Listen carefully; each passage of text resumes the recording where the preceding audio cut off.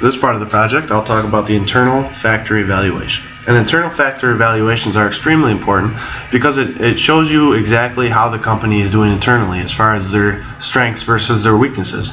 Does the company demonstrate the abilities to be successful within their company, or are they unable to even operate efficiently within their company without adding the external factors?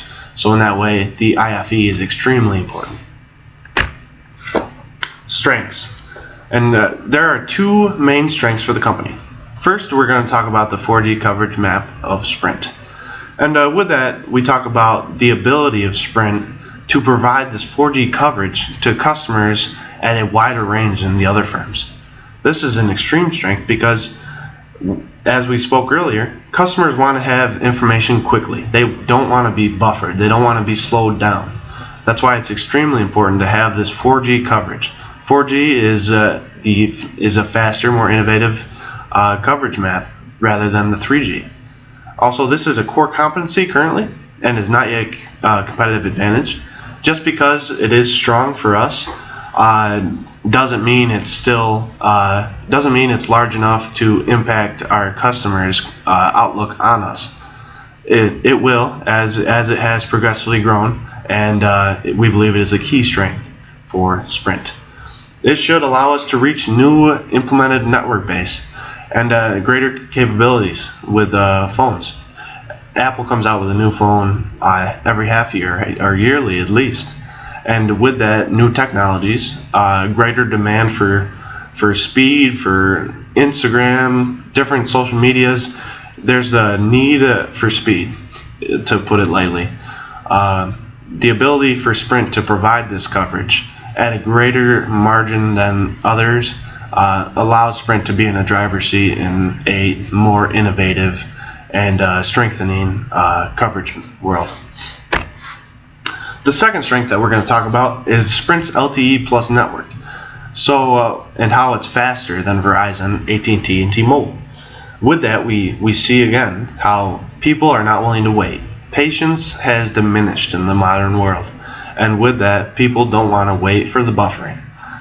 This is another technological advancement. As we see with Sprint, technology is a strength currently, and it is a strength and a key part of the company, because as the technological advances go, so will the company as a leader as they are currently. Even though they are not large enough yet, they are better than the competition, so it should help them in the future and now. Again, need for speed. Differentiation rather than cost is a key strength for Sprint. They can use this coverage as a strength to be a differentiator rather than a cost competitor alone. Currently, the market for the telecommunications industry is dependent on cost. No customer loyalty is around.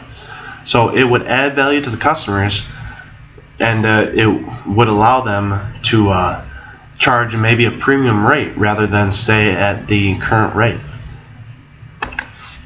And unfortunately, there are also weaknesses with Sprint. The weaknesses with Sprint deal mainly with their operational finances, inability to make money, different things like that. So our first weakness we would have to say is this unsustainable business market and practice. With that, there's consistent losses, 5 years of constant losses.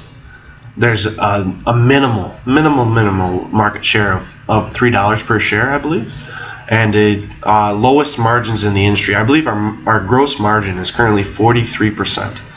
43%, we're already losing greater than 50% of our money as just a cost of producing that good or service in our case, and that is an extremely deflating point for the company.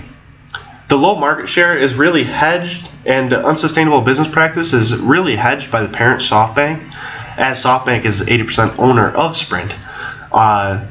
The failures within Sprint can be compensated for by SoftBank. However, as a Japanese firm, the Japanese firms are very much impatient with consistent losses.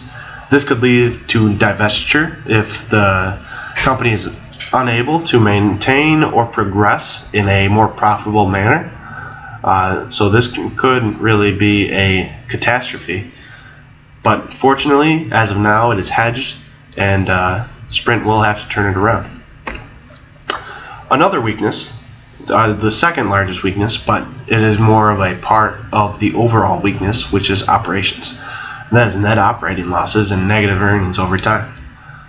And again, we talk about lowest gross margin among competitors. We are losing more than half of our revenues after initial costs, which it seems not bad. In some industries, it's not bad.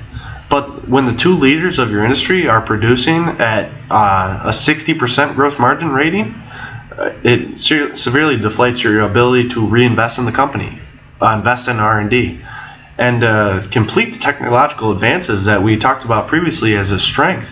It is extremely important for Sprint to be able to derive a better profit, derive a profit at all, in fact.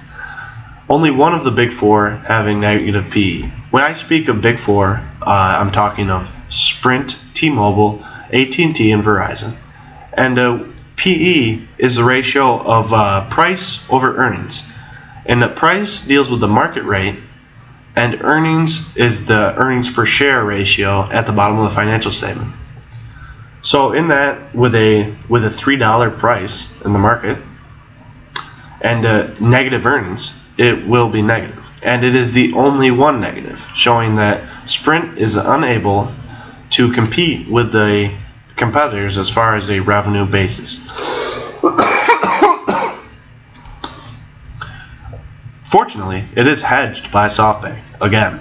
But how long will SoftBank remain patient with Sprint producing losses? That has yet to be seen, and hopefully will be able to overcome with strategies that we will talk about later. The overall score for the IFE of Sprint is 2.66. Now, to put it in perspective, 2.5 is an average firm where they are neither excelling or ready to shut the doors and close. And this shows that Sprint is not in a dire situation, but they do need to improve in order to improve the firm. They will not improve at a status quo rating of 2.66. So overall, this shows that the company is operating averagely, and for a company with the technological advances as well as the negative earnings, they need to be operating at a score of much higher. To put in perspective again, the top score is 5 overall, and the bottom score is 1. No, the top score is 4, the bottom score is 1. So to put it in perspective, the top score is 4, and the lowest score is 1. And if you're operating at 1, you're likely to shut the doors. You're not doing very well. Whereas if you're operating at 4, you're doing very well, and it looks as though you can succeed.